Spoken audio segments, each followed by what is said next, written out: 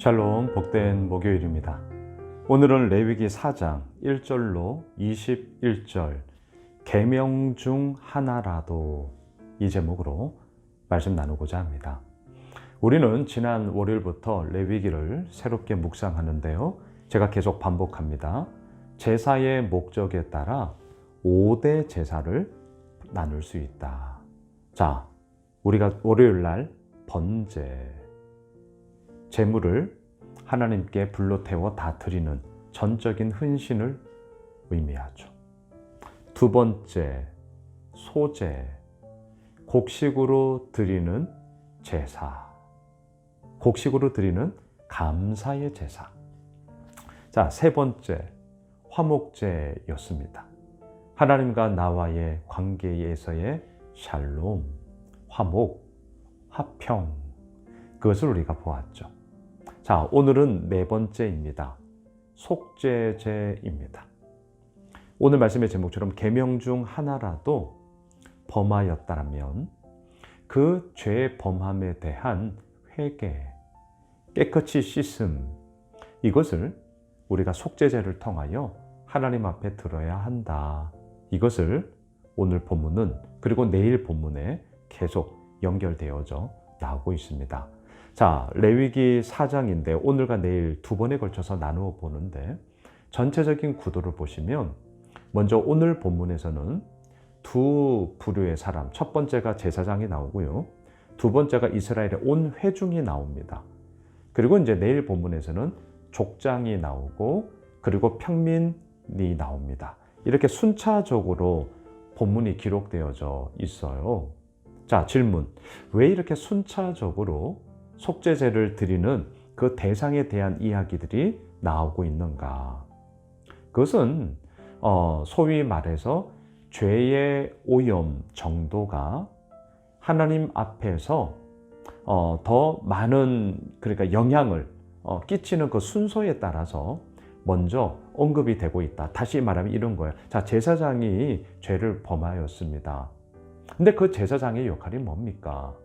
하나님의 임재, 하나님의 현현의 상징인 그 성막, 그 성소에서 제사를 드려야 되잖아요. 그런데 정작 제사장이 죄를 범했어요. 이러면 어떻게 되는 것입니까? 그 하나님의 거룩함의 그 모습이 오염되는 것 아니겠습니까? 그래서 제사장을 제일 먼저 속죄제를 언급하는 데 있어서 1순위로 얘기를 하는 거고요. 두 번째가 이제 온 회중, 그러니까 영향력이에요, 영향력. 그 다음에 족장, 그 다음에 평민, 이런 식으로 죄의 오염도가 또한 얼마나 큰 영향력을 끼치는가에 따라 첫 번째, 두 번째, 세 번째, 네 번째 이런 식으로 기록이 되어져 있더라라는 것입니다. 그래서 오늘 본문 2절을 보셔요. 이스라엘 자손에게 말하여 이르라, 누구든지, 자, 누구든지 여호와의 계명 중 하나라도 그릇 범하였으되, 3절, 만일 기름 부음을 받은 제사장이 범죄하여 백성의 허물이 되었으면 그가 범한 죄로 말미암아 흠 없는 숫송아지로 속죄 제물을 삼아 여호와께 드릴지니. 그렇습니다. 누구든지 여호와의 계명 중 하나라도 그릇 범하였다면 속죄제를 드려야 됩니다. 자, 누구든지. 이 말을 이렇게 바꿔볼게요. 예외 없다. 자, 이렇게 바꾸겠습니다. 예외 없어요. 종종 실수하는 게 있습니다. 그렇기 때문에 그 실수를 하지 않으려고 부단히 제가 애를 쓰는 게 있습니다. 그것은 뭐냐? 예외의식. 아이, 나는 아니야. 담임 목사인 나는 아니야. 이런 예외의식. 이걸 어떻게 깰 수 있냐고요? 하나입니다. 함께 하면 됩니다. 함께 하면. 그게 참 좋습니다. 나 자신을 이렇게 예외로 두는 것이 아니라 그 말씀 앞에, 그 또한 지난주 우리가 한마음 축제를 했는데 그 행사 앞에 그냥 함께 하는 거죠. 함께 하는 거죠. 우리들의 모든 삶 가운데 예외의식, 나는 아니야. 에이, 이거는 나랑 상관없어. 아니요.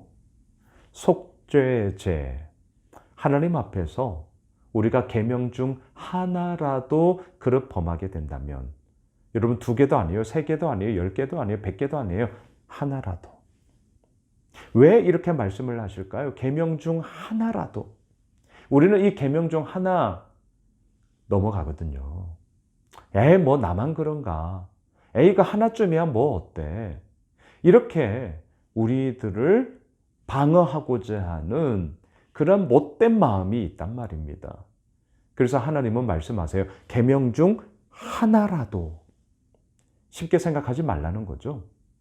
얼렁뚱땅 넘어가지 말라는 거죠. 그 계명 중 하나라도 그릇 범하였다면 누구예요? 어느 누구든지 간에.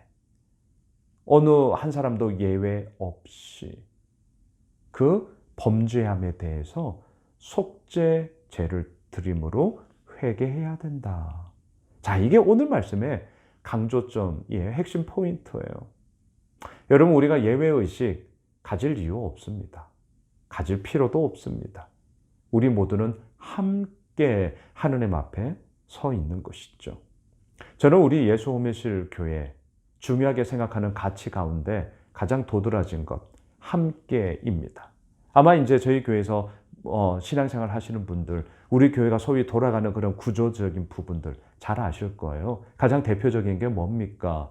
우리가 이제 연말에 리더십 수련회, 그리고 또한 정교인 비전 수련을 통하여서 그 다음 해 우리 교회가 가야 할 방향을 함께 하나님께 묻고 하나님께 듣고 서로의 지체들과 함께 논의하면서 우리가 함께 결정하고, 그래서 올해 이러한 모든 목회의 일정들, 또 교회에서 이루어지는 모든 사역들, 이미 작년에 우리가 리더십 수련회, 비전 수련을 통해서 나누었던 것을 지금 하나하나 실천해 가고 있는 거거든요. 함께인 것이죠. 어느 누구 하나 예외될 이유가 없습니다. 함께 우리는 그 길을 가는 것이죠. 자, 또한 13절을 보셔요. 만일 이스라엘 온 회중이 여호와의 계명 중 하나라도 부지 중에 범하여 허물이 있으나 스스로 깨닫지 못하다가 14절 그 범한 죄를 깨달으면 회중은 숫송아지를 속죄제로 드릴지니 그것을 해막 앞으로 끌어다가. 자, 앞서도 말씀드렸습니다. 총 4부류의 사람이 오늘 본문, 내일 본문에서 순차적으로 나오는데 첫 번째는 제사장이었고요. 이제 오늘 본문 13절의 두 번째가 이스라엘 온 회중이에요. 왜 이렇게 순차적으로 나오느냐 잊지 마십시오. 죄의 오염도에 따라서 그 영향력이 이제 큰 사람부터 이렇게 흘러 내려오게 되는 것이죠. 자, 온 회중이 처음에는 죄인지를 몰랐어요.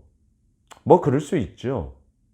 하지만 뒤늦게라도 그것이 죄라는 것을 알았어요. 어떻게 해야 됩니까? 속죄제를 통하여서 하나님 앞에 회개해야 한다. 여러분, 회개가 있을 때에 회복이 이루어집니다. 회개와 회복은 정말 쌍둥이와 같은 단어예요. 우리의 삶의 회복이 이루어지기를 원하시죠? 다시금 일어나 힘차게 달려가기를 원하시죠? 그 회복을 원하신다고요? 회개하셔야 합니다. 속죄제가 있어야 돼요. 우리 모두가 예외 없습니다. 저 역시 오늘 이 말씀을 묵상하면서 다시 한번 제 마음을 들여다보게 되는 것이죠. 그리고 그 가운데서 하나님이 보시기에 얼마나 합당함으로 우리가 나아가고 있는가, 이 부분에 대한 분명함들을 우리가 세워야 하는 것이죠. 말씀을 정리하겠습니다. 속죄제. 오늘 2절을 기억해 주십시오. 누구든지예요. 예외 없습니다.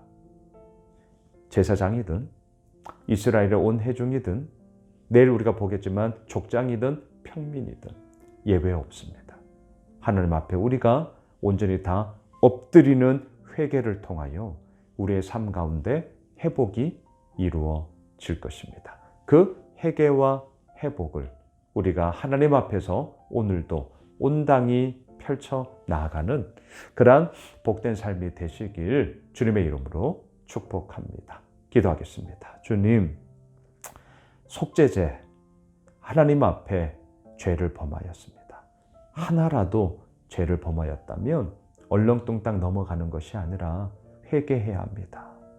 그리고 그 죄사함의 은혜를 통하여 우리의 삶은 회복되어지는 것이죠. 회개와 회복이 아버지여 온전히 이루어지는 저희들의 복된 삶이 또한 우리 예수 호미실 교회가 되게 하여 주옵소서. 예수님의 이름으로 기도드리옵나이다. 아멘. 오늘 말씀 붙잡고요. 또 특별히 내일은 어린이날인데 우리 어린 자녀들을 둔 가정들 좀 귀한 시간 가졌으면 좋겠습니다. 우리 가정을 위해서 우리 가지고 있는 기도 제목을 가지고 특별히 우리 자녀들을 위해서 함께 기도합시다.